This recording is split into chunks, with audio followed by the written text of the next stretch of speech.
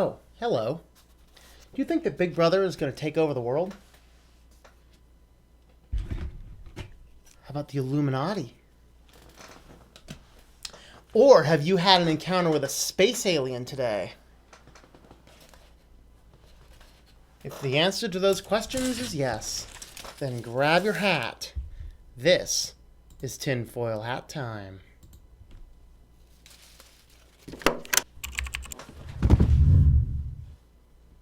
Welcome back, everybody, to tinfoil hat time.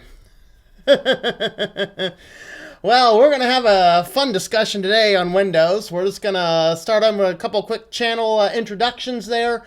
While we wait for a few more people, we'll probably jump on here in a few minutes.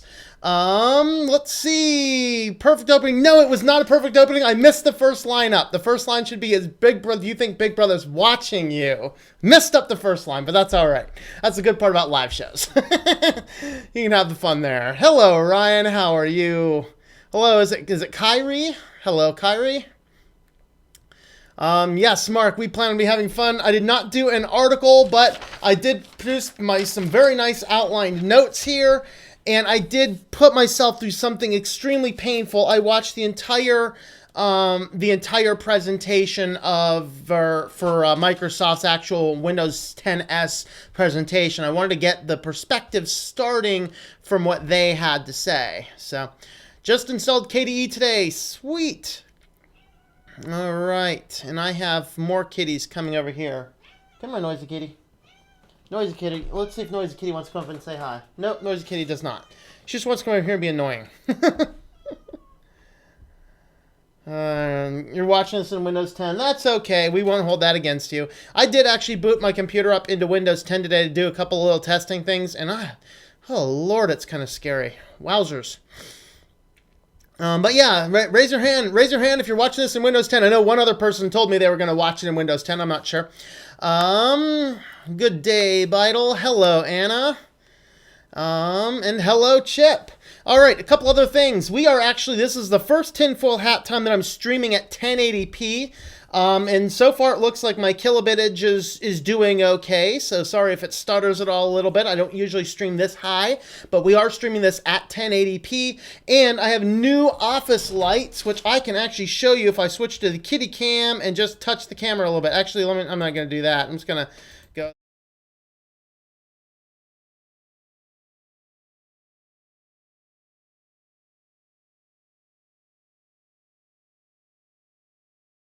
Some nice, whoa, not that one. I redid the intro. All right, there you go. We're back. Redid an intro. All right, let's see. Linux Mint XFCE, no Windows. All right. Okay, so let's go ahead and get started. What does Windows 10s stand for? That is the big question, because I saw all sorts of neat things, and people are like, to S, that's kind of stupid. Well, for once you forgot to mention me. Oh no, I have you listed near the end. Actually, you're on the S's for other items. Piggy, I will mention your comment the other day. Piggy Uniform had a totally awesome comment that I'm going to bring back and highlight near the end. But we're going to talk about what does Windows S stand for, because some people are saying S is like the stupidest prefix they could have possibly put on this Windows system.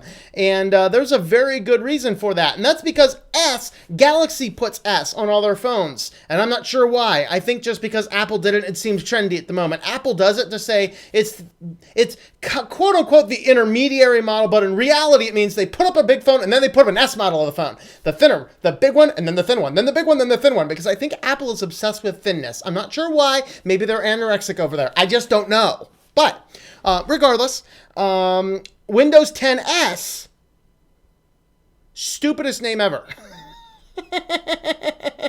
But we are going to look at this. What does Windows 10s, what does that S stand for? Windows for BS. If you know, well, see, it should be Windows 10 BS. That would be so much better. I would enjoy that. Not too bad.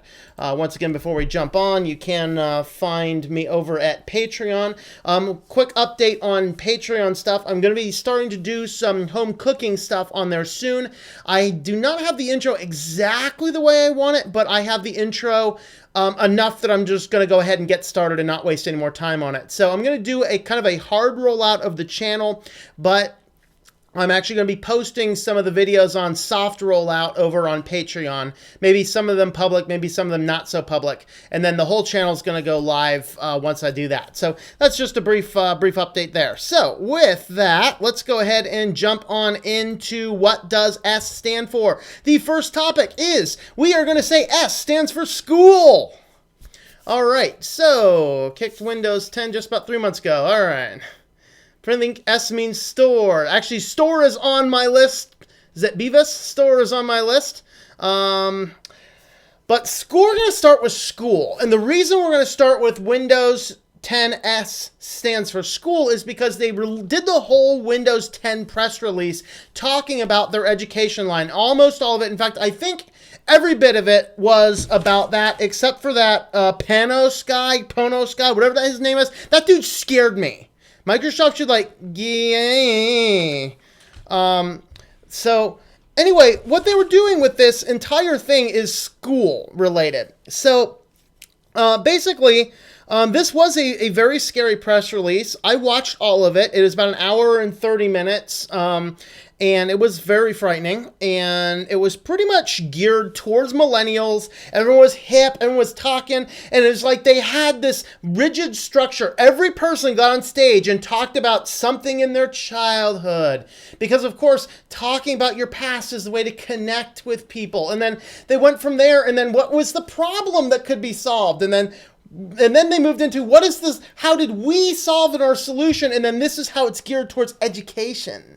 Windows 10 student. Yeah, school/student. Okay. The entire thing was geared towards millennials. It was education focused, and it was trendy. It was so trendy, I felt like going to the Gap or whatever is trendy store. Rue 21? No, that's closing down. Forever 21?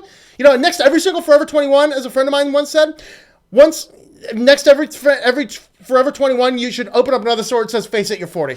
Okay? And just done.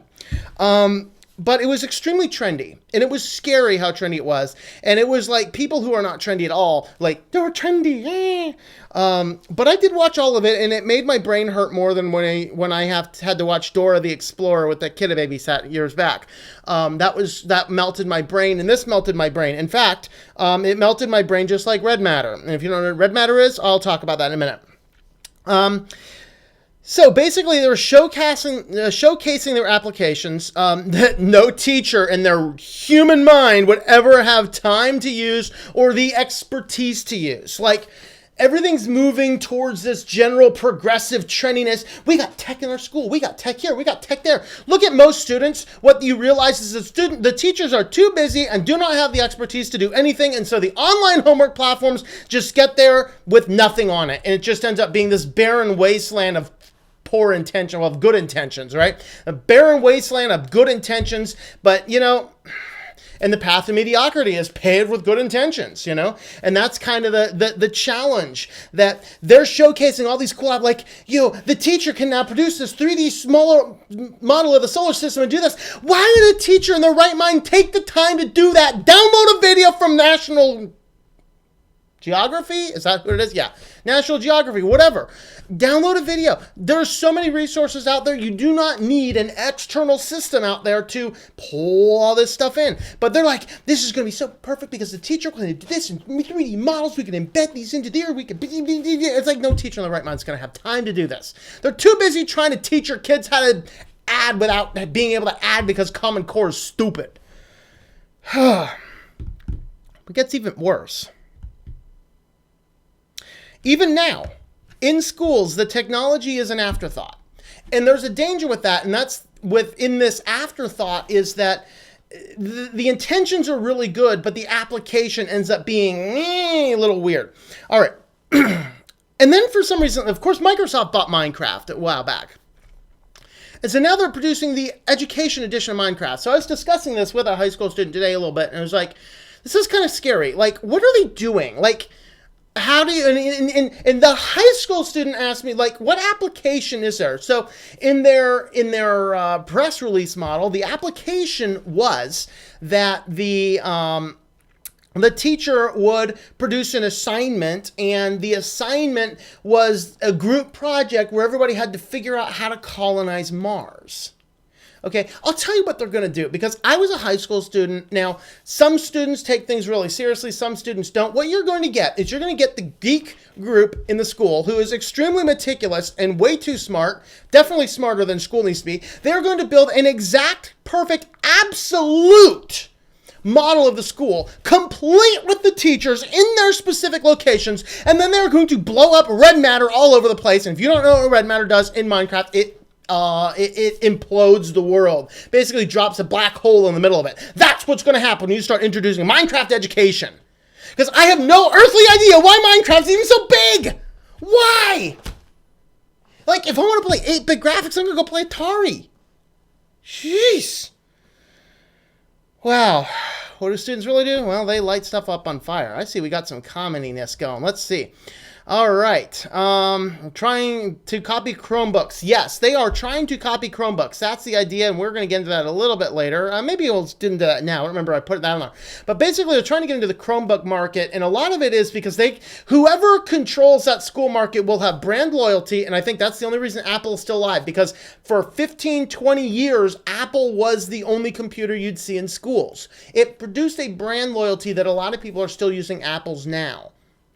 All right, but what happens is now in our modern day, whoever controls these applications, not only will they have brand loyalty, but they will also have all of the data collected, and you will be able to get an entire perfect profile and attach human studies to it to see how people change in their thoughts and opinions and views over time based upon search engine profiles. And this is why it's so important to switch to Linux, to lock people like this out of your system, and to not use Google, not use Bing, and to use free open source software that you know what's going on, and do not put stuff on the internet that you do not want on the internet. And so that's kind of what you need to do.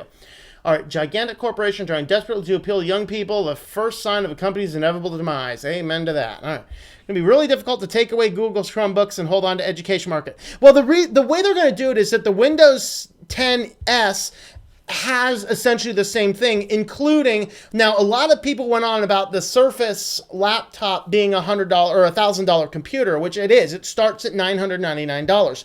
But the third-party developers like your HP and your Dell and your Asus, these guys will make a model that is in direct competition with the Chromebook. It will be the same price point as the Chromebook.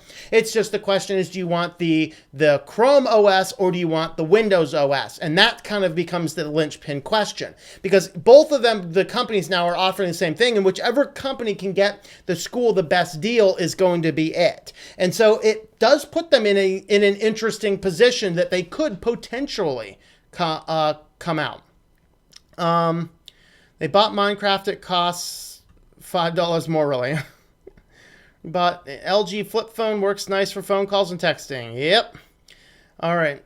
Especially those students are OSD, I'm guessing OCD. Yeah, that's the thing is one person in the commentary that I was reading said, yeah, imagine with all of these crazy ADHD diagnosed kids, give them Minecraft in the middle of a school session. Yep, they're gone.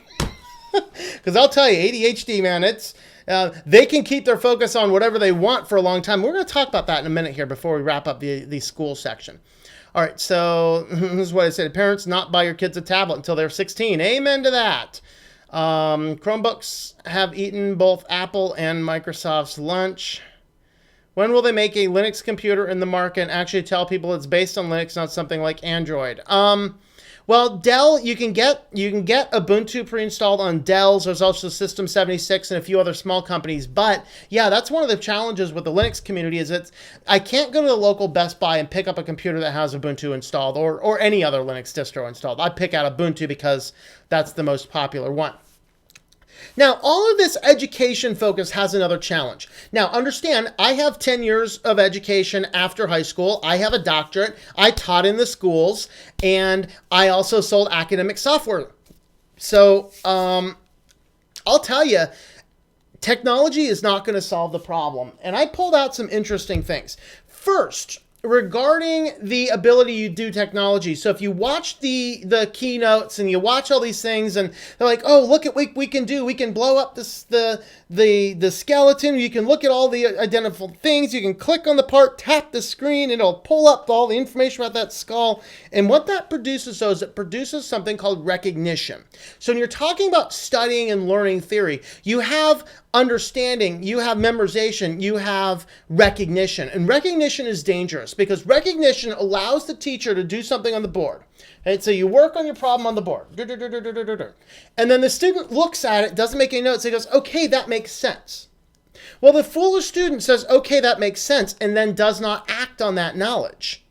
What this wise student is going to do is take the information, understand it on the board, and then translate that into their own words through their own worldview. And when they do that, then you have an academic situation. So, first we're going to talk from Max Means at Howard University, and he wrote this book back in the 60s. This is the 8th printing, actually 50s. This is originally written in 1954. He's talking about recognition versus recall. He says, hearing a lecture or reading a chapter once is enough to make a subject familiar. If you go over the material a second time, you will recognize it, but it's unlikely that you will be able to reproduce an assignment after reading it once. Because it is familiar, you may make the mistake of believing you can recall it when most you can do is recognize it. Recognition comes with partial learning, but is insufficient by itself to produce recall. Recognition is too often accepted as an indication of learning because it is accompanied by a feeling of familiarity. You may therefore cease studying when the material appears familiar on an examination, find that you cannot recall it. The feeling of familiarity may be especially pronounced when the course of material is clear and interesting. It is then that you may be misled by the feeling that you know the work without the need of much study. If you follow the lecture, discussion, or reading with ease, you attain quick recognition, but may accept that as proof that you know the material. You may neglect to study a course for the very reason that it is interesting and it seems obvious. The first course in psychology may seem so much like common sense that you may not study for an examination and then be unable to understand why your performance was so poor. You recognize the material and therefore assumed you could not reproduce it. Should you ever have to repeat the course, you may neglect to study it sufficiently because you have already had an acquaintance with it. The material is familiar and therefore seems to require no study, and the familiarity of the material may give you the feeling that you know it. So that is from Studying and Learning from Max Means, written in 1954. All right. And that is that fundamental thing in that learning model, that introducing all the technology does not ever give you understanding, because what happens is we replaced writing things down. We replaced solving the problem. We replaced doing the work with actually looking at it and going, oh, I see it on the computer screen. It makes perfect sense. Now you have familiarity, but you do not have understanding. So when I was in college and I forgot to grab this book, I'm going to grab it. Give me a second. All right. So how is that book called again? It is called Studying and Learning, and it is by Max Means from Howard University. I picked up for a couple cents at a used bookshop 20 years ago.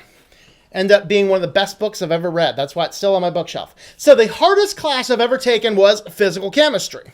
This was not my real textbook for that class. My real textbook for that class got several rounds got pumped into it. But if you are unfamiliar with physical chemistry, this is probably the hardest undergraduate course ever. Let's just go and see. This is chapter 4.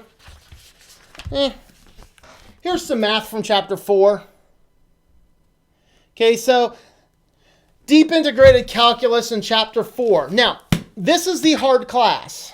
I'm a fairly intelligent guy, and this was a very difficult class for me. How I accomplished doing this is Now, I was paid as a live-in scholar for the university. So I got paid to live on campus in the dorm, and then the students could come knock on my door when they need questions.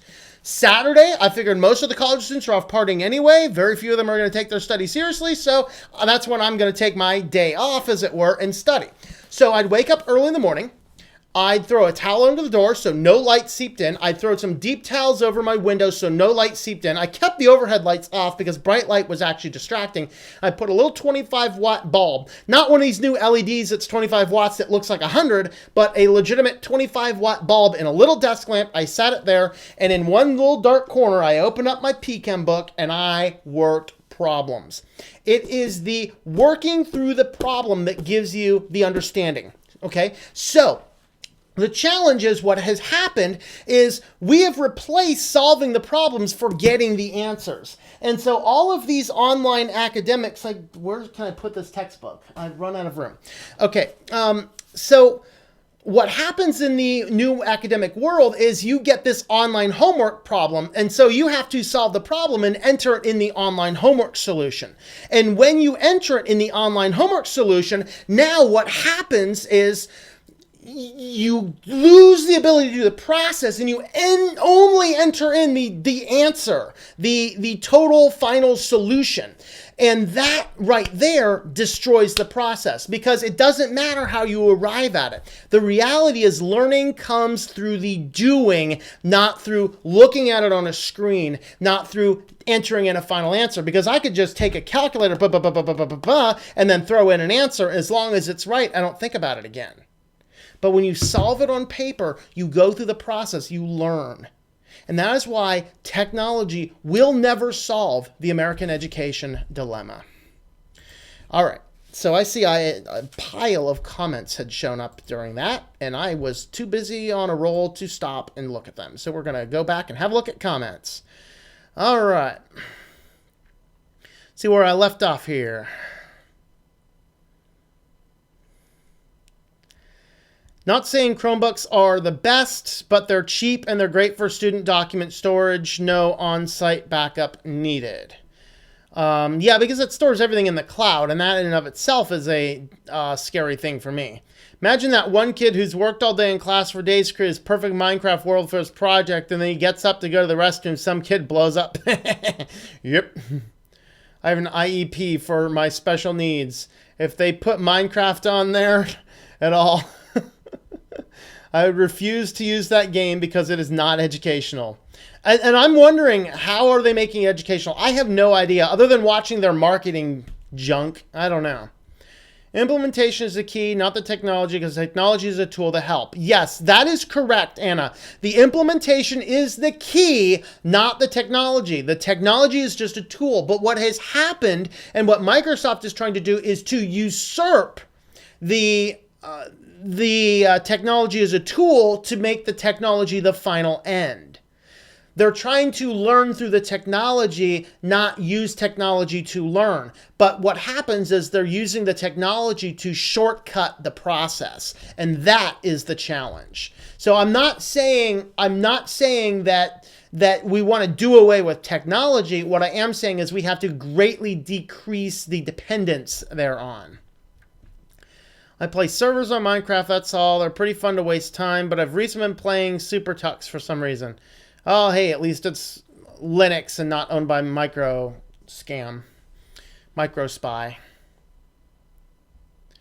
Gaming is not the issue when you spend too much time on it. You know, that brings up another issue. If my kid has a challenge playing too many video games, the last thing I want him to do is go to school and play more video games. Saw some news about Microsoft and people saying that, will Windows 11 be like Chromebook? And others say it will not happen. Yep. Well, they were never even going to say a Windows 10. Eventually, it's just going to become this rolling release, kind of like Mac's been on OS X for all eternity, I think. 15 years, which in technology field is all eternity.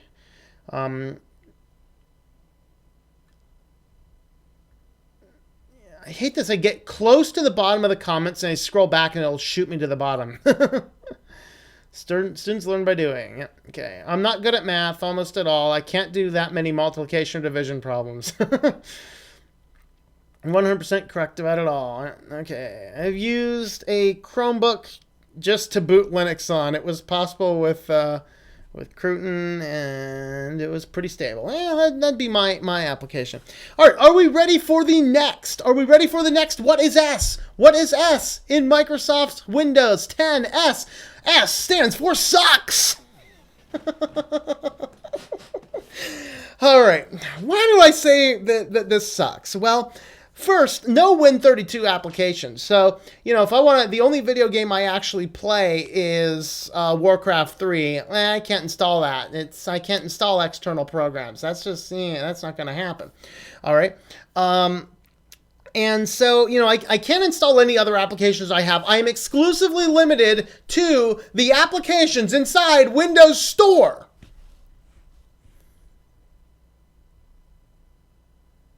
Okay. In the guy's keynote, he literally says, you can run any browser on this that is in the store. Okay, I'll bite. So I booted up my Windows 10 computer. I keep one laying around for testing stuff.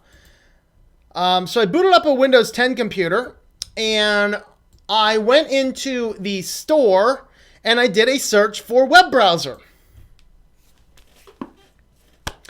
I have a absolutely ginormous Edge.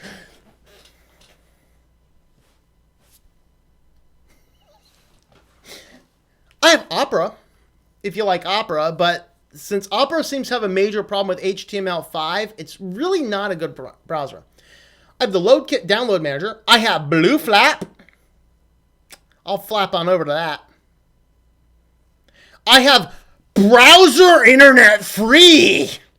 That sounds like a legit program right there. And that's about it.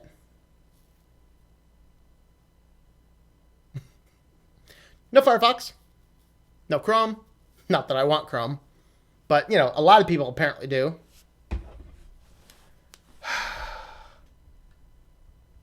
I'm limited to the store. I can run any browser in the store. Any browser in the store, huh? Yeah. There's my options. Huge Edge. Opera, which doesn't work well. Browse Internet Free. Legit.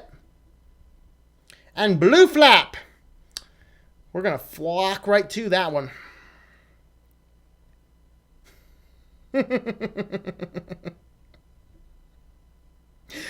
Of course, Windows 10S is also locked into Bing. It is locked into Bing. I got to find, where's my thing again? There it is. We are locked into Bing. We cannot change Edge out of being the default browser at all. We can't do that at all. And no application can be moved away from Bing as the default. So now it's like I have Edge, which you may or may not be a good browser. That's up to you to decide. You have locked into Bing, so no matter what happens, you're going to get binged to death. Of course, Bing is becoming a very high user in search engine. Yeah, no kidding. I have an entire tinfoil hat time about that, and it is somewhere called Stats Are a Scam, especially when people can't opt out. Get to that one eventually.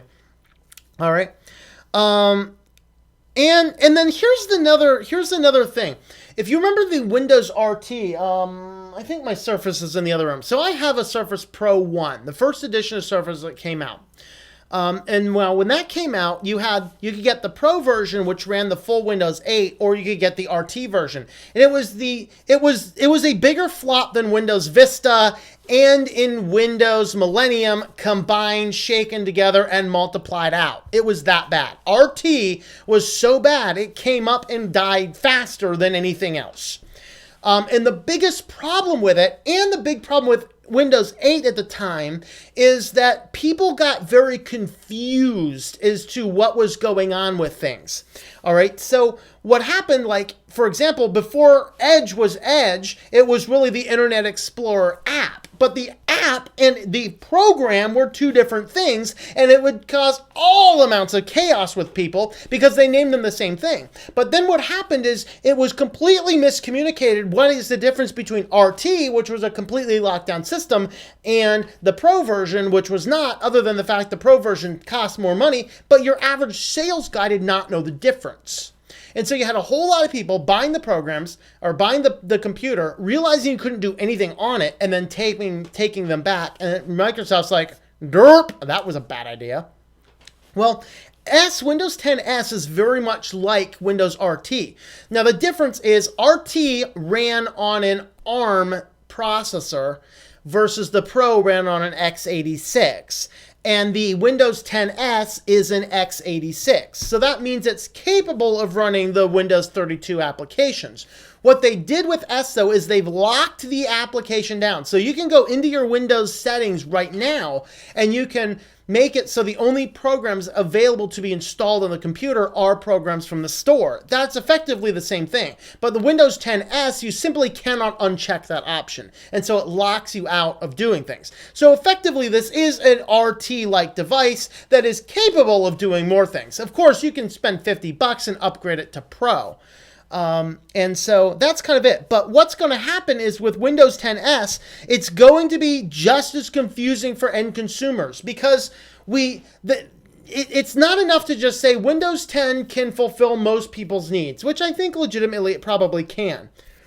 But the online applications, there's a whole lot of online applications out there that people like to install, although it's probably better most of them don't. So we're probably a little better shape there. I totally forgot to read my other part from academics from Amusing Ourselves to Death. Bummer. But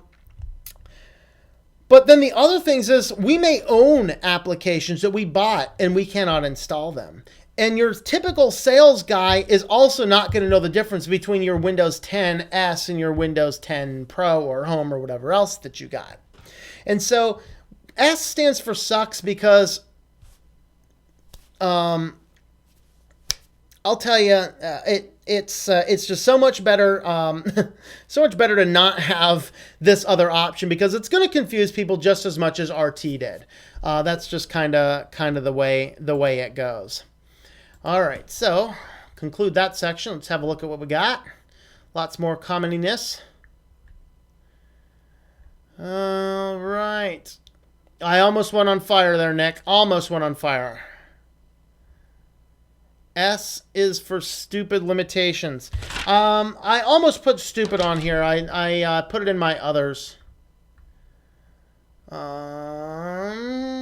Okay, let's see. Why hasn't open source or free software gone mainstream? I've been scratching my head about that. A lot of times the sheeple just don't want to, that's scary. Socks, Windows 10 socks. Succubus, yes. If you're not familiar, a succubus is a crazy demon, and I'm gonna leave it at that. Windows 10 socks for your feet. If Windows 10 were socks, I'm not sure they'd be like, I don't know, holy or something. I don't know what they'd be. Windows 10 stands for socks. Did I write sucks or socks? I did write sucks, right? If Windows 10 stands for socks, and it will make holes in them. S is if for stupid limitations. Yes. I almost went on fire there. Firefox, old school. I did leave a comment in one of my video comments that I think Firefox is getting worse, but it's still, I'd rather use Firefox than anything else at this point in time. If I bought a Surface laptop with Windows 10 S, I'd put KDE Neon on it immediately. Yep. Edge, the U2 guitarist, is being mused that so many computers seem to be talking about him. Come on. It was Apple that forced the YouTube album on everybody. Remember that mess? Like, you wake up one day and, hey, guess what? We just pushed a new YouTube album to your phone. No. I'm extremely limited about what's on my devices. Thank you very much. Then you had to sign into their application, get rid of that stupid program. Yeah, in fact, there was jokes about that going on for a long time, sitting there going on for like, YouTube's new album, the most deleted album in all history.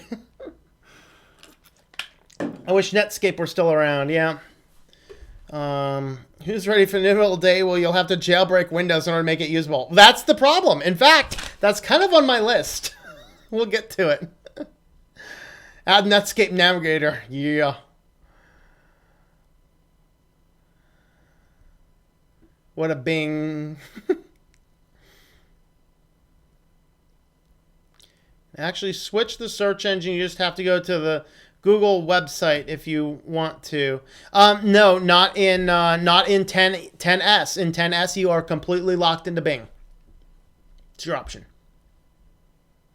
They have been doing everything that they possibly can do. The problem is people have come up with too many tricks to circumvent the data collection that Windows is trying to do and to circumvent the applications. Literally, they're doing the same things that got them sued years ago with the whole Internet Explorer debacle. It's just that they won't be prosecuted for it this time, and they know it.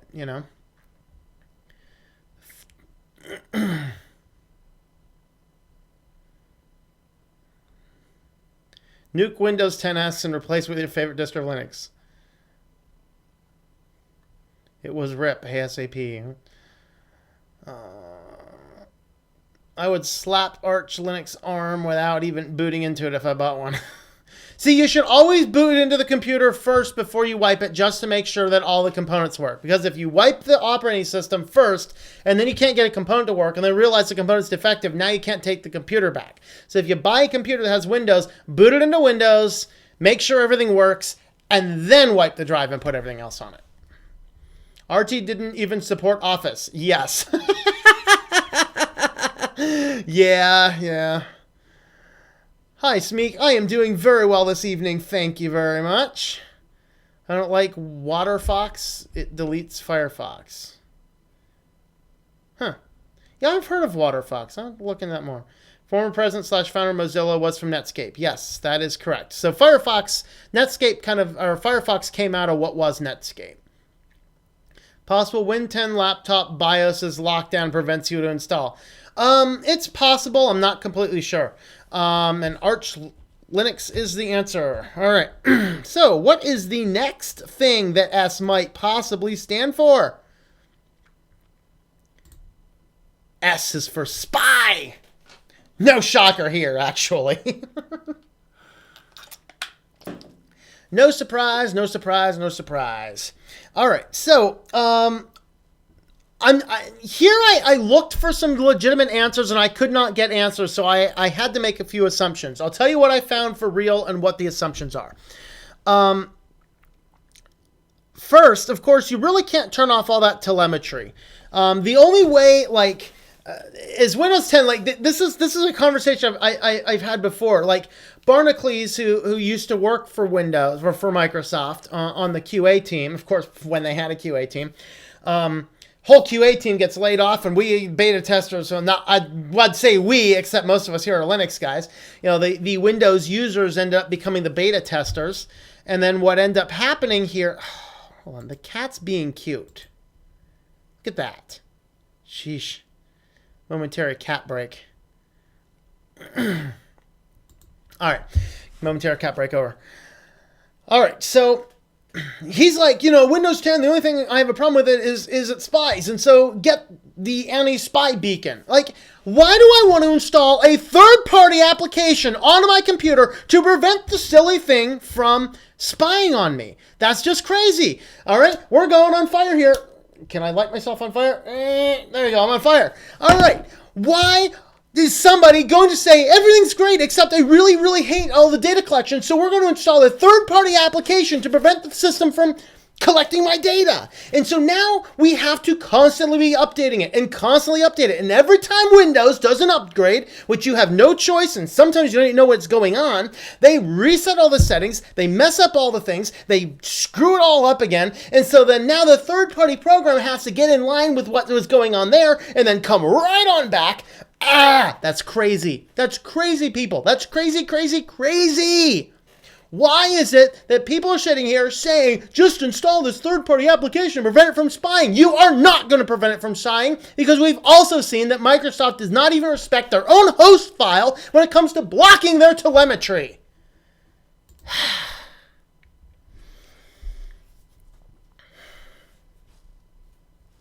Here's the problem. A lot of those hacks are done with the Windows, or with the registry editor program, which I believe is a Win32 application. Now, it might still be on the computer. I do not know. This is the question. I spent all day looking for the answer to this question. Can you edit the registry in Windows 10S? I am going to assume you cannot. I might be wrong on that. That is my speculation. But if you cannot edit the registry, you have no way of turning off the telemetry. And in case you missed what the basic telemetry collects, it is a scary amount of data. Absolutely scary amount of data. And it is my belief you can't turn it off. So this is that thing that Microsoft has been going for. They have been having problem after problem after problem of people figuring out how to turn off their telemetry. And they do not want you to turn off the telemetry. And so they are blocking it. So I believe that the Windows 10S will block the ability to turn off the telemetry. That's my thought. I could be wrong about that part, but I'm going with it. Let's see. Oh, this is a neat one. So they're talking about the system administrator registry, like the system administrator applications in the school network, and they're like, well, the system admin can come in here at any time and just say, okay, all the computers in this classroom, we're going to disable the camera.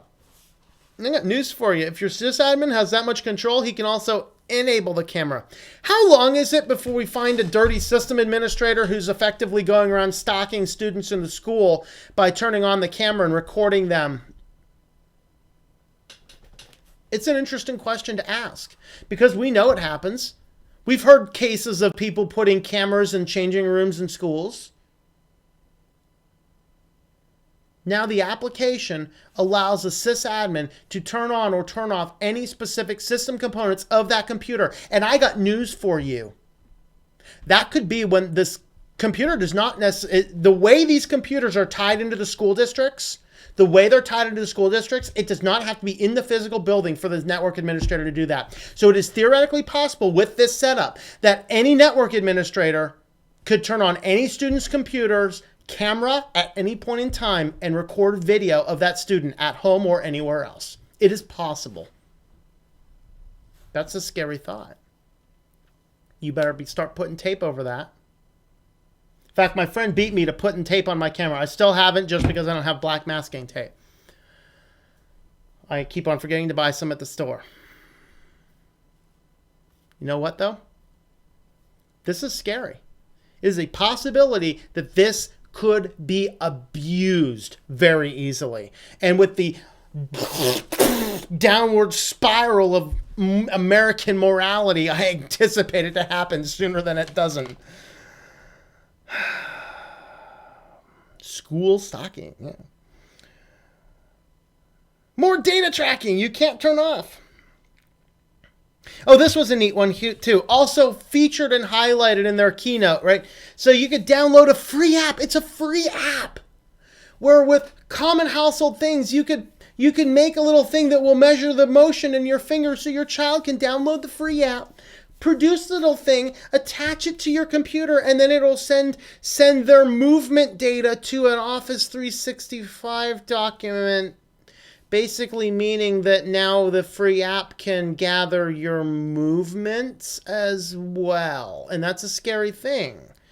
And all this happens before kids are aware of what privacy is, and most parents, unfortunately, look the other way. School knows best. And really, what I think this is a way for Microsoft to start collecting more and more data on students. I think that Microsoft is really jealous of the fact that Google has so much market share in this. Hey, Piggy, this is not a terminal.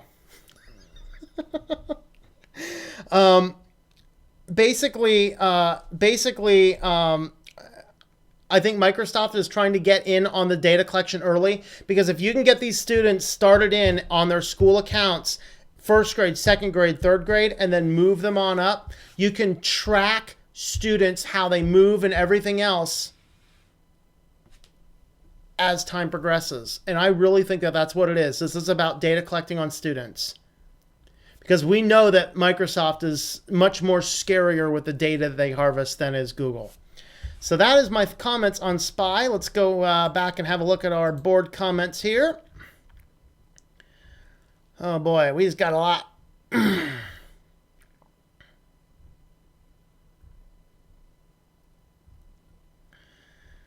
Oh boy, wow, I have a lot of comments.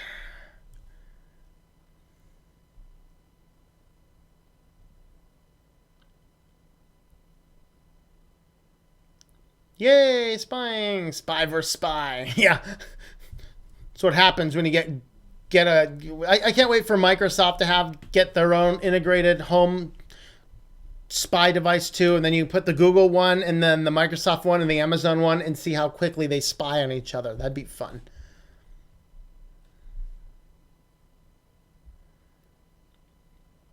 Using Vividali for a week, you will feel tempted to move from Firefox. I'll give it a try, but I'm not likely. And the reason is, the reason I use Firefox so much is I have the IP plugin so that I can very quickly see what server I'm on, which for me is quite critical because I use a lot of testing servers to go back and forth, and I have to be able to spot that in a second. But I will accept your challenge, at least on one of my computers. I'll see if I can't install it. I love no privacy. Woohoo! Mr. DJ and Joe Johnson. All right. I've been looking at Linux distros for my 32-bit HP Mini. I know you have Peppermint on your notebook, so what distro would you recommend and why? I would look at Peppermint, MX16. Anything with an XFCE desktop would probably suit you well. Maybe even Xubuntu. But I like Peppermint and MX16 better of all. I know Peppermint has a 32-bit. I'm not sure about MX16. I assume it does. S stands for stupid because you have to be stupid to use Windows 10 or 10S. I agree with that. Cats descend from African wildcats. Yep. He's twitching over here. He's being cute. Bubbles approves of kitty cam. Purr. Way I see it, Windows 10 telemetry is implemented at the kernel level. Nothing we can do. Come on, baby, light my fire. Yes. There is the lighter. Get Arch with OpenBox, low RAM usage. KDE better. I am the god of hellfire. Uh-oh, I don't know about that. Using an old, outdated version of Linux kernel safe. My Asus book only runs properly on kernel 4.7. As long as you're keeping like 4.7 and then keep that up to date, you're probably okay. I actually keep my one Linux Mint computer at like 4.5 because I can't seem to get VirtualBox to work above that. I haven't tried in a while, but as long as you're intelligent with things you're doing, then you're probably safe on 4.7. Not like those anti-spying programs even work in the first place. Sure, it does help prevent some data collection. Since Windows is not open source, it's impossible to know if it works. That is correct. Way to edit Windows 10S is to reformat the hard drive. Yes, amen to that. Warn people about that Windows 10S. It's like giving up your rights to privacy. Yep. The options on ad blockers are getting blocked by anti-ad blocker. Options or opinions? Not sure, Mr. DJFX. JFX. I have a clip on my laptop web camera.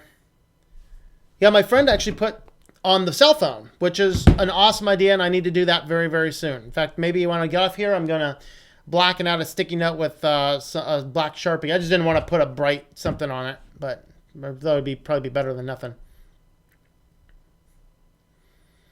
All right.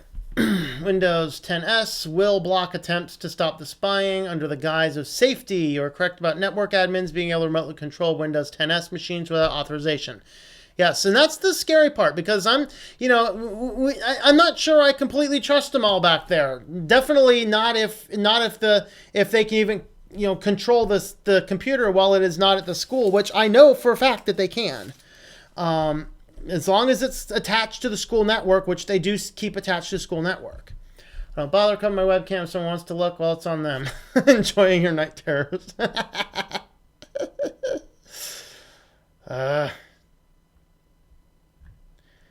See, I hit that problem again where I scrolled down and I totally lost my place. YouTube really needs to fix this, fix the comment scroller here. Okay, network managers, most school districts are too incompetent to have good security. Any student with basic knowledge of Windows could probably do this too. Yeah, I mean, for sure that's the case, but your network admin has direct access to be able to control the individual component level on each computer on the network. And there's a UI for it. And that's kind of why I bring that up. And they portrayed that as a good thing. It's like the world's like, but this is the good thing that people can do with the world. Yeah, this scary. Schools are run by communists. Oh, not by communists, by monkeys. Linux doesn't track you like a crazy stalker. Yep. Just disable the driver in the Windows.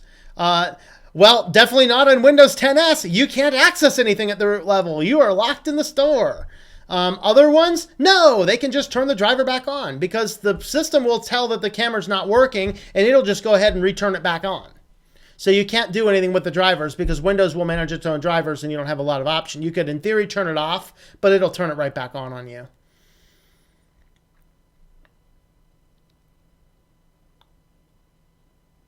Why do I say that Microsoft is more scary with Google with our info? Because Google actually is not as open-handed with handing the data out as Microsoft is. Microsoft, it seems like they want to prove how much data they actually have on people. So I watched one point in time a TED Talk where the guy was a medical researcher and he wanted to know, they were looking at drug interactions, and they wanted to know if somebody was on a certain drug A, and they were put on drug B, did they do any internet searches based on that? And all they were looking for is metadata. If a person is on drug A and they are put on drug B, do they do any searches for symptoms after they're put on drug B? And that they approached Google several times with this request, and Google said, no, we don't think that is useful data, even though it's completely unanonymized. And the guy was literally just out at some tech conference and ends up sitting at a table next to a guy from Microsoft, and he tells him about the story, and the guy's like, oh yeah, we'll give you all that data, and here's my card. And he gives him his card, and they just handed over all this data. And that's the thing, is that I don't really trust either, but if I had to trust one of them, I would trust Google before I trust Microsoft, especially when Google does a whole lot more to make you a little bit more aware of the options. Microsoft just tries to cram the stuff down your throat to collect your data. And that's why I say that Google is better. So they're both scary, but if I had to go with one of them, I would definitely trust Google more than I would trust Microsoft. I doubt Windows 10S will be taken seriously by schools.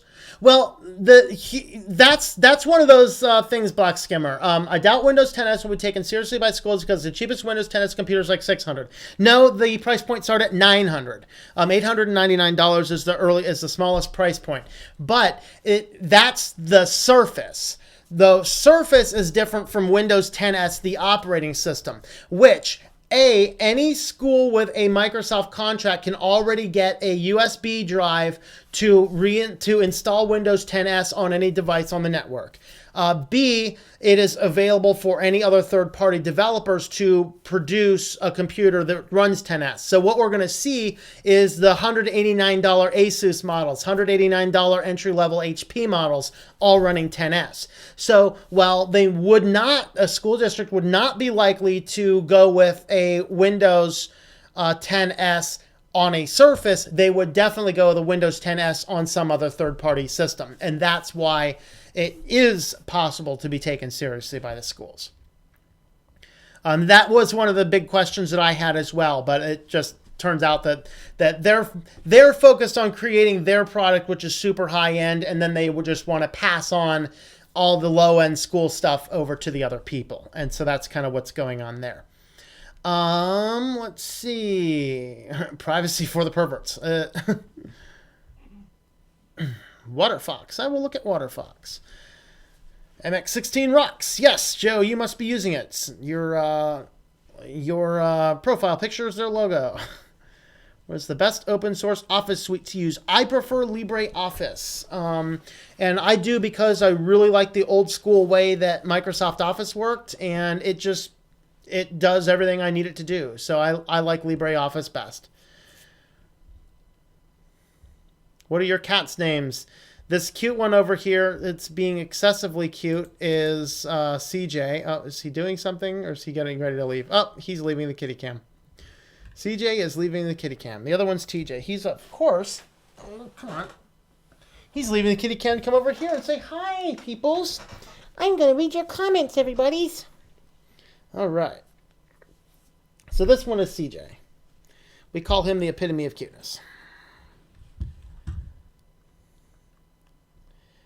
MX16 has a 32-bit version. That is good to know. Thank you. Submit your Microsoft overlords and praise the Holy Outlook. Yes.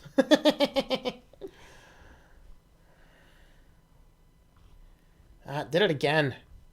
YouTube comment thing. Next time it does that, I'm going to have to skip some comments. I don't want to skip any of these, but... All right. Debbie and Jesse is still on 3.16. Yeah, they're getting ready to release Wheezy, I think is the next one. I forget their next one, but it will be out there. Uh-oh. Cat's wiggling around the webcam with his tail.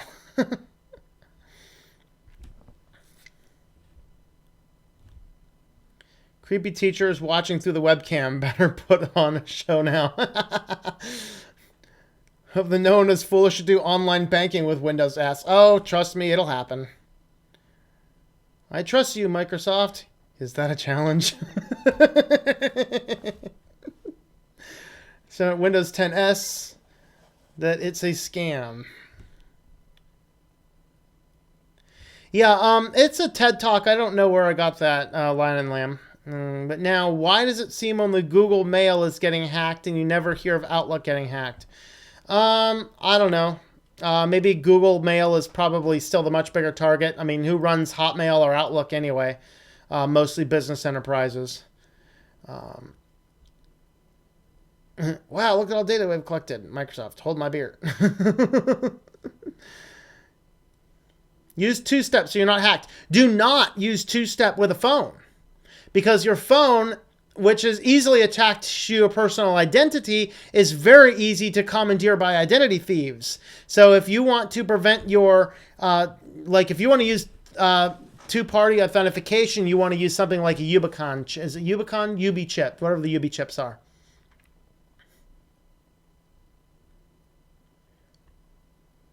Now reading comments. Does that mean the stream is ending? No, I have more stuff. I'm reading comments and catching up on comments in between comments because I've got to the bottom of the comments. What we are going to do now is on to the next one. S stands for store because why not, you know?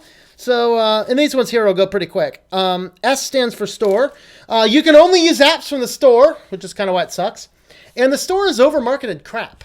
In fact, I went ahead and snapped another photo for you from the store in case you have not been over to that horrendous Microsoft store. Here's another shot I snapped today. Look at this. This is like... I think I'm going to have an aneurysm just looking at this screen. Here we got Sling TV. We have pre-order Guardians of the Galaxy. We got The Office Party Christmas unrated theatrical version. Yeah, that looks like something I don't want to allow in my house.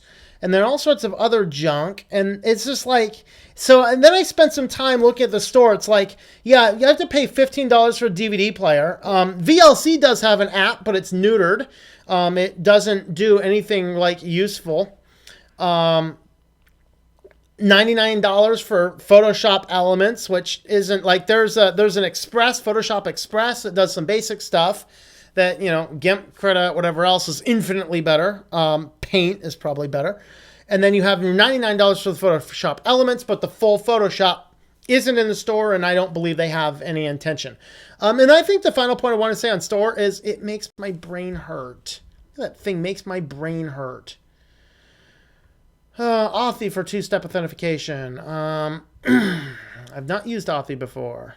What do you think of the Free Software Foundation, Libre's distros like Trisquel, Parabola? I don't know anything about those particular programs, but the Free Software Foundation, of course, Richard Stallman. I really support and like what they do. He goes a little bit more extreme than I do in a lot of areas, but at the same time, I think it's a great foundation with a great purpose and a great focus.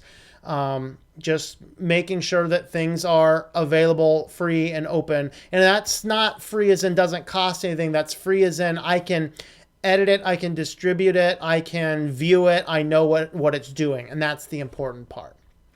I checked out Antergos 17.5. I've looked at an Antergos. I do not know which version it was. RIP exe files. Correct. A store with bad apples on it. Yep. What's the best free email to use since Gmail? Okay, I don't know. I think Anna had a recommendation there that I still have not had a chance to look at in thorough detail. Anna, if you're still here, can you tell me what is that email, free email program again? I have it written down over there somewhere.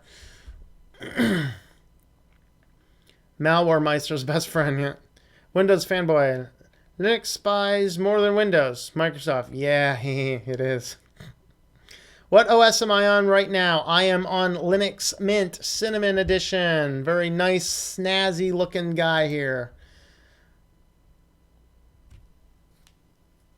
Yeah, KDE's the other computer. This my work computers are all Linux Mint Cinnamon. My media computer is Linux Mint KDE.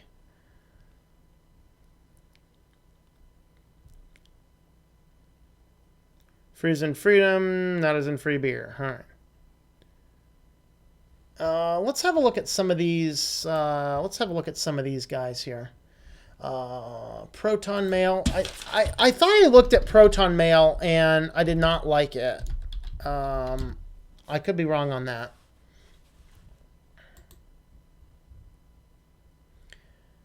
I think the challenge that I was having is a lot of the free email systems, though they might be free, you still have to give them a cell phone number to verify it encrypted and things. And that's what I didn't like. You know what? This one might be the other one. I have two written down on my box that I want to look at. Yes, I think this is it. Yes, Proton Mail. Yes. Okay, so this is one I want to look into. Ghost Mail, I thought I looked into that one, and I did not like that. So I haven't used any of these. Oh, Ghost Mail closes in September. Did Ghost Mail shut down?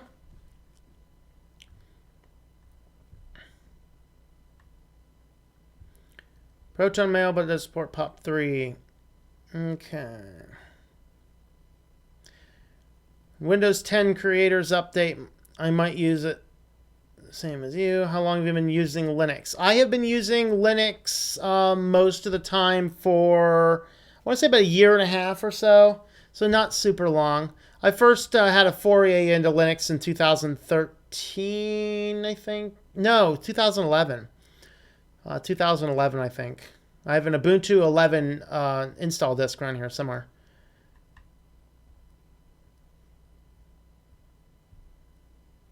Yeah, Rise Up Mail if you're an activist.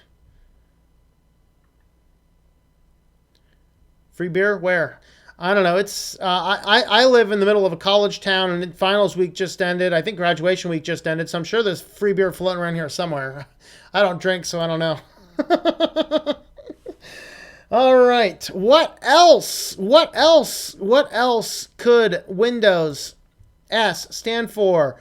Well, this is the enter your blank here. I'm going to start out with Piggy Uniform's comment. I snapped a photo of it because it was just absolutely amazingly priceless the other day. If I can find it. All right. So, Piggy Uniform says, Windows 10 S is for the sad edition. All you do is talk to depressed Cortana and hear her life stories. So, I got to thinking about that. And what I'm thinking is going to go on there with that is that they released 2 different AI bots. One of them was Sarah and one of them was Tay. And of course, Tay got sent onto Twitter where everybody, T for T, it got put onto Twitter where everyone's out there just kind of, trolling the thing, and it kind of became this crazy Nazi, and so they had to take it down because it was bad. So Tay was down there, but Sarah didn't. Sarah just went in onto Facebook, and it kind of got locked in there, and it started hearing everybody's sad, depressing stories. And so now, between that and between listening to all of the people, the data collection for the last year and a half, or almost 2 years or whatever, year and a half since Windows 10's been out, Cortana's been collecting all that data and hearing all of the sad, tragic life stories and hearing everything. And so the S edition is sad, Windows 10, and Cortana is going to sit here and talk to you in a depressed voice, giving you all of these bad stories. And so S stands for sad. I wrote down, I think S might stand for sexy. Because this Panos guy, who was really scaring me. Now, this applied to the Surface, not necessarily to the Windows 10 operating system. But if you hear that portion of his talk, that's the portion of the talk that scared me the most. I really think he wanted to find a dark corner with his laptop somewhere and not come back for a while. So I'm going to leave it at that. S. Let's see. S could stand for slimy because I'm not sure I trust it. Security. Some people like Windows 10 S. S is for security because we have secured this. We have locked this down so only things in the software, like in our Windows Store, will work. And then a bunch of other people jumped up and said, well, yeah, there's a little problem with that. And that's that things in the Windows Store seem to be a little scammy. So simplified.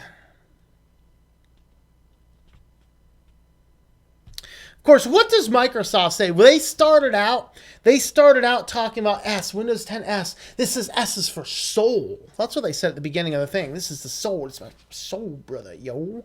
And they're talking about soul. According to Microsoft, this is the soul of the application. If that's the soul of the application, it's a deep, dark, black soul. For me, S is for scary. I think Windows 10 S is scary. This is a scary application. This is a scary thing that they're doing with it. I really don't like what I'm seeing inside of here. So here is my assessment. I wrote down some things that I think that they are going to do. And I'm just going to come back here as I wrap up. We're just going to kind of leave it on the title thing. These are my assessments. This is what I think is the concern. This is what I think is the motivation behind Windows 10 right here. Is that, number one, I think that Windows 10 S is going to replace the Windows Home Edition. So that anytime you go into a name brand store to pick up a computer, you're going to get Windows 10 S. And of course, you can pay the extra $50 and upgrade it to the Windows 10 Pro. But what they're doing with 10S is this is effectively that walled garden. This is a spying machine that you cannot easily disable. And I think that this is solving for Microsoft the long-term problems of people disabling the telemetry, figuring out ways around it. I think that this is going to replace the Home Edition, and anytime you pick up a Windows 10 computer in the near future, I think pretty much any computer is going to have the 10S edition on it. That's my thought. It's my theory.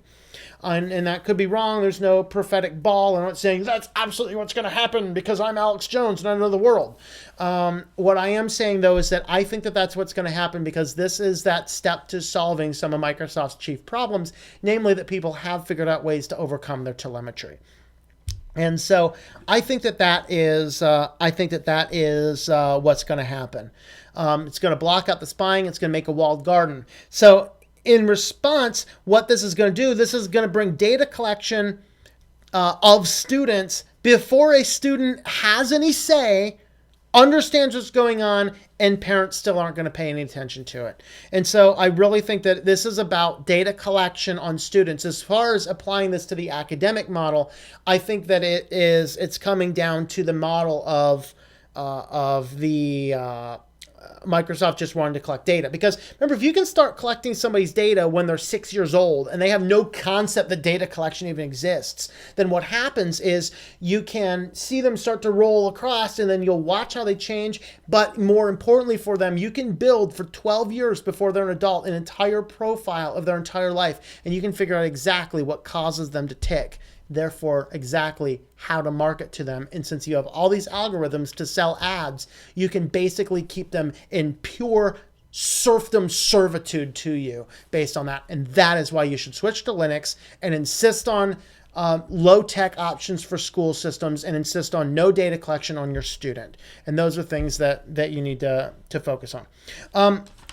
Number 3, I think that this is going to grossly increase their profits as people will be forced to use their store. So as fewer people realize there's even an option to upgrade to a Pro where you can install external third-party applications, most people will just grin and bear it that they have a store. And as they pump money into Microsoft Store, they're collecting money from that. They're scraping royalties off the top. And in result, this is going to hurt the developers who run the programs. And they have to now go through Microsoft and go through all of their crap to sell their applications. And if Microsoft doesn't like it, they can simply pull them out. So it's another thing, kind of like us here on YouTube, that we are really being hurt by this whole ad debacle. And there's really nothing we can do about it as content creators. But there's so many content creators, they don't give a darn tootin' if they hurt any of us because that guy will get mad and go away and someone else is going to come back. And then the last point I said is that this is going to create more brand loyalty and lower the awareness of other options. So the younger you can get them in, credit card companies know this. The very first credit card a person ever gets, they tend to keep that or at least a card with that company the rest of their life. It produces this tremendous brand loyalty. If you can get them tied into your operating system early, you will effectively destroy, think of the barrier to go from Windows to Mac or from Mac to Windows. How about Mac or Windows to Linux?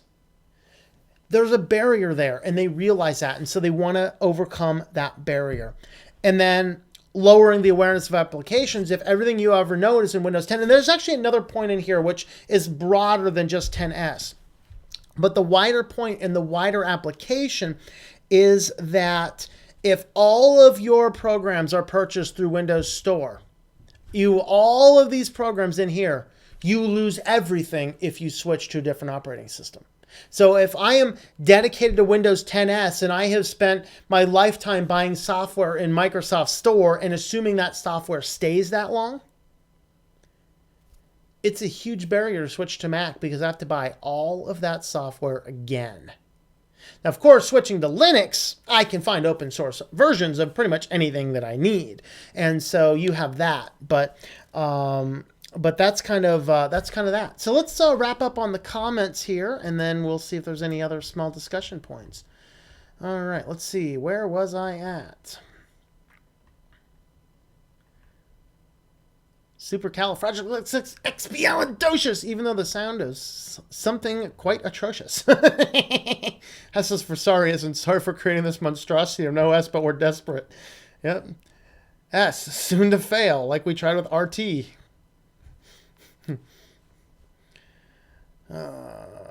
Yep, soul, they try to own you. Yep, the soul of the scary hellstorm of the Microsoft. Your channel rocks. Thank you very much, Daniel. I appreciate that. I think I'm going to have to switch to Linux full time. Yep. I'm on Linux. I'm on Linux about 70% of the time.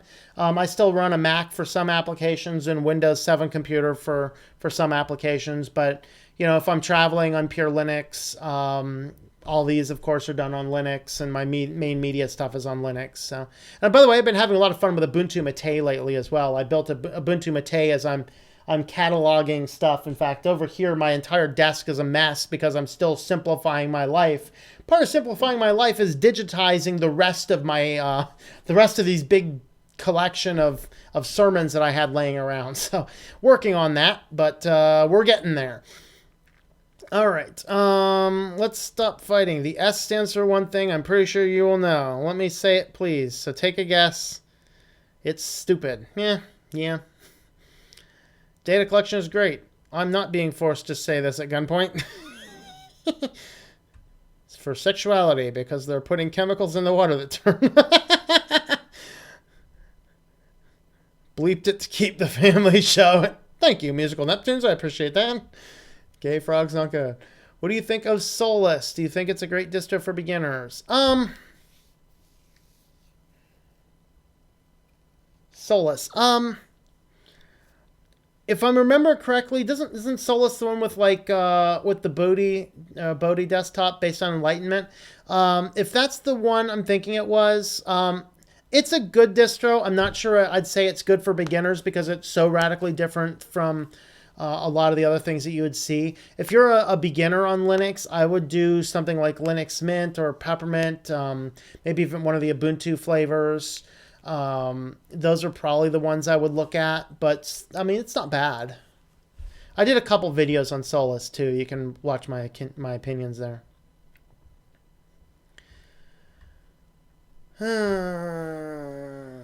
That way I tell parents to volunteer at their kids' school and attend meetings and ask tons of questions and demand stuff either in writing or in petitions.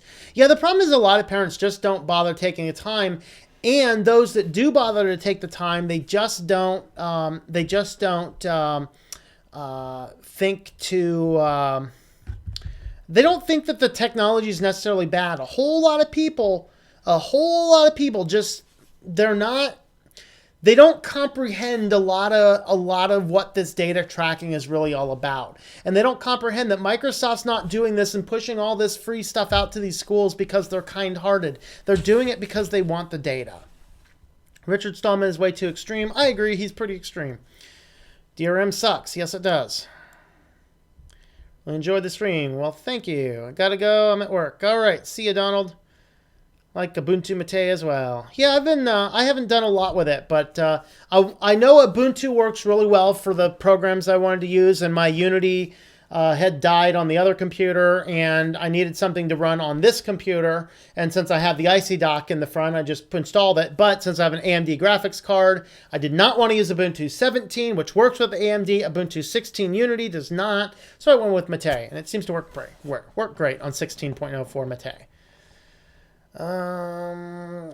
Yeah, tinfoil hat time. I gotta work on my hat though. My hat's kind of falling apart a little bit. I gotta patch it up a little bit. Alright, you can even get open source chemistry programs on Linux. Ooh, I'll have to go check those out. S is for Steam games, because a lot of Steam games need to switch to Linux.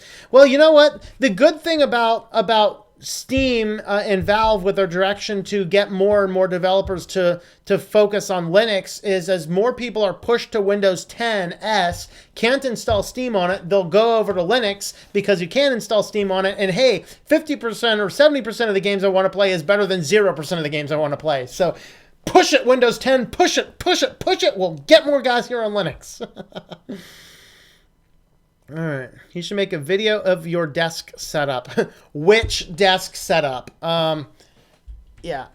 It's a U-desk. Sure, I'll do a video setup of the desk setup another time. Maybe I'll do that. Internet died. S is for switch to Linux immediately. Yes. Budgie, I'm using it now on an old laptop. Solus OS feels like something totally new. Yeah, it does. And I liked Enlightenment. In fact, I thought Enlightenment had a lot of potential. It's just still a little buggy for me. Actually, I run Enlightenment on an OpenSUSE distro I have laying around here. Anything for Windows 7? What do you mean anything for Windows 7? When I see a video in my recommendation from YouTube that says why Windows is better. Really? Is that what YouTube is recommending to me? I'd watch it and poke fun at it. All right, I'm gonna slide this back a little bit because I remembered that some people wanted me to watch the cats get fed. So I'm gonna give the kitties some kitty treats. Went to Penn State. What was your major? I did my doctorate at Penn State, integrative biological sciences with an emphasis in molecular toxicology. All right, I will come back to comments in just a few minutes. In the meantime, I'm going to feed the cat.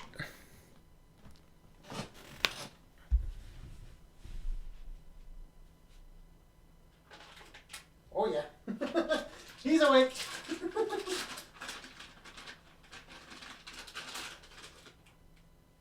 There you go.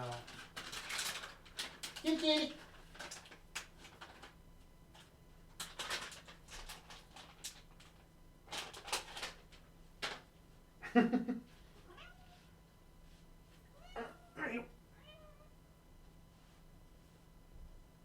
You had your 3.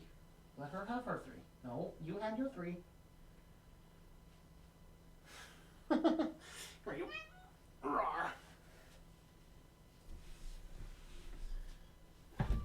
All right. Got the other one now. Yeah. All right. This is the noisy one. She's a little camera shy. Want to say hi? Hi. Say hi to the peoples. You're loud. Say hi to the peoples. Say hi to the peoples. Right in that microphone. Come on. Say hi. Say hi to the peoples. I don't think she wants to say hi to peoples. All right. There you go. All right.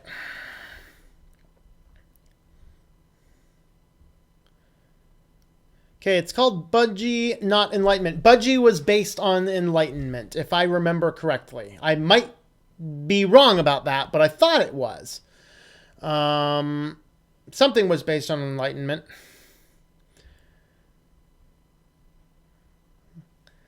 I have like 3 other PCs I use for checking out different Linux distros.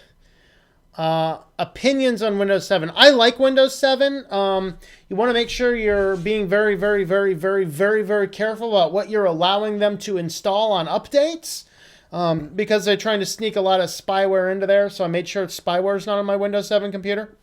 But I'm going to run that Windows 7 computer until it dies, and I'm going to switch over to Linux. I still have a Windows 10 computer, but I refuse to do anything real on Windows 10.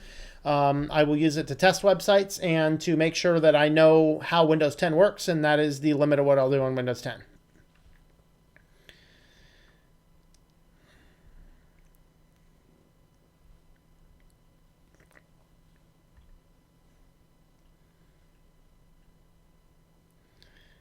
Yoda, yo yo yo yo Yoda, yo yo yo yo Yoda. Looks like the cat has been fed enough. Well, as I told somebody else this week, you know, the cats. I mean, this is my my end times end day prepper survival food awareness. I'm just keeping the meat fresh. You know, I mean, really. Now they're actually only a few pounds overweight. They're not super bad overweight. He's extremely fluffy. The other one looks a lot thinner, but he's actually just extremely fluffy. He's not all that fat. The cats are about 10 years old. The cat that is over here right now being cute is CJ. The other one is TJ.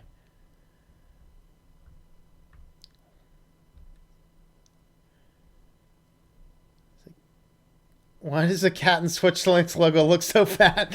He looks so fat because of the way he's sitting.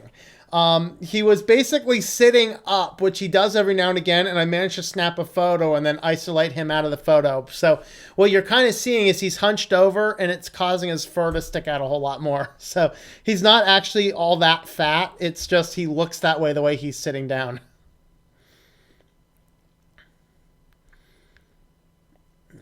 Can't wait for Microsoft to force people to upgrade from home to S and then have my parents call me up wondering why half their programs don't work.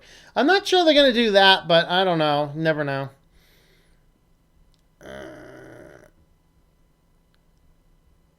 I liked Windows 7 to the last of the good OS. Yep. Elf food. Meow. Windows sucks. Meow. Yep. My cats agree. Bungie was based on the GNOME stack. You know, Bungie might be... You know what it is? I think it's Bodhi is the desktop environment based on Enlightenment. I'm pretty sure... I think I got those mixed up. I think Bodhi was the one I was thinking of. So I think you're right. I think Bungie is based on the GNOME stack and Bodhi was based on Enlightenment. User kitty food treat good / food food.sh. Sweet. Yes.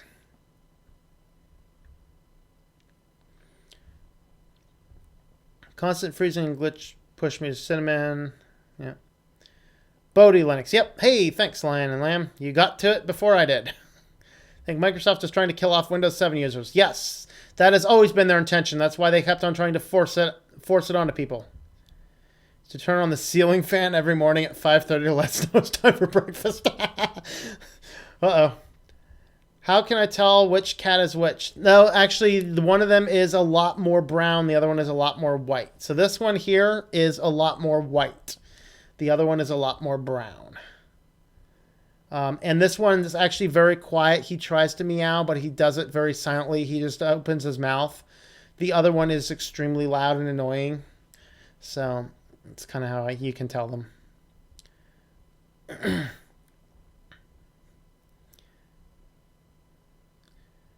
Would they'd probably end support for both Windows 7 and 8 right now, force over an upgrade to 10. Fortunately, they do have some standards. Yeah, I think it's the threat of another lawsuit. They try to kill off Windows 7 users. It's a matter of time before it's bricked by updates. Yep. I left my Microsoft to Linux and Windows 10 tech preview after I saw how bad the future's going to be. Yep, that's what I did. As soon as I started to see the tech releases of Windows 10, that's when I started to ramp up the Linux again. What's your take on Windows 10 for ARM? Will it work? I thought it already did. I've seen some download distros, Windows 10 for Raspberry Pi. I've not tried them, though. Thinking of downloading about a Linux distro based on Ubuntu if Solid doesn't work for my Broadcom driver after I get USB Wi-Fi adapter. Canon doesn't really work well on Ubuntu. Yeah, I don't know if Canon works well. Like, it may just be a matter of, do you have to go to Canon's website and download? So let me pull that up real quick, see if I can find it.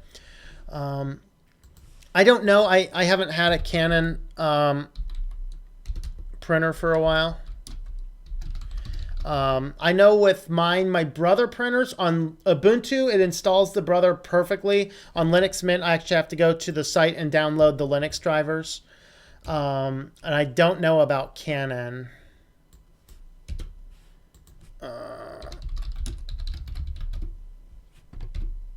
So if anybody has a Canon out there,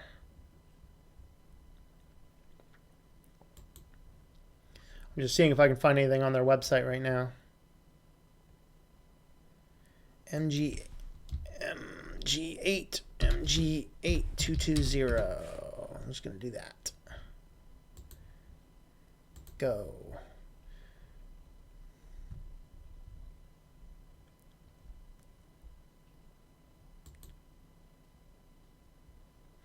Okay, yeah, let me switch over to my screen here.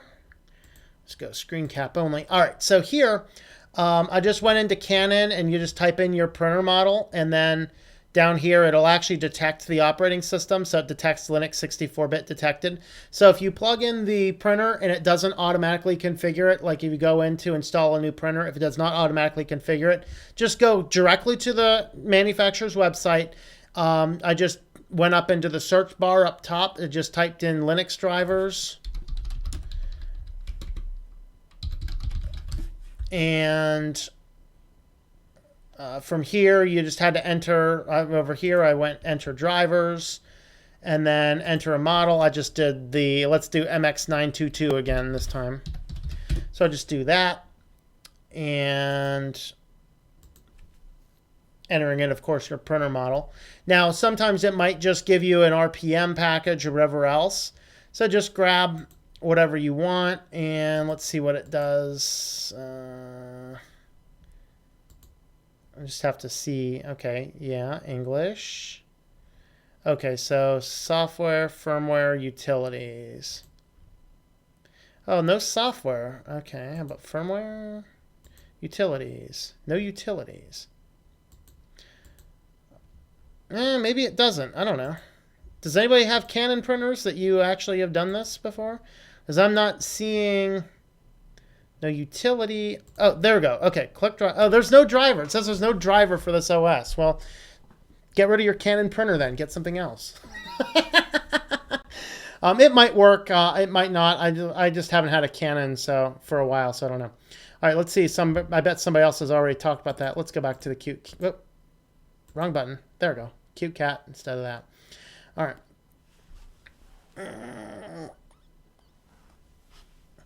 The other thing you can do, Smeek, if you happen to have a smartphone, you can use a USB Wi-Fi adapter that you can just plug your phone right in, just download the Broadcom driver and go. Now, I'll tell you that Linux Mint 18 already has the Broadcom drivers installed. So if you are looking for a Linux distro that will work with Broadcom, Linux Mint will work. And I know that because I've had to do that multiple times. Actually, Peppermint. Peppermint 6 has the Broadcom drivers as well, I think.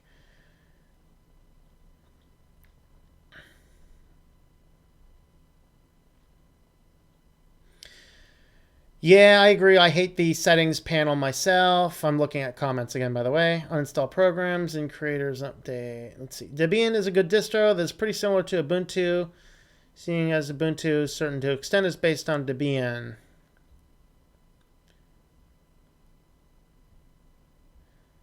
What if MS makes a Linux distro? I will run for the hills. I will sell my computers and go live as a monk in a monastery somewhere.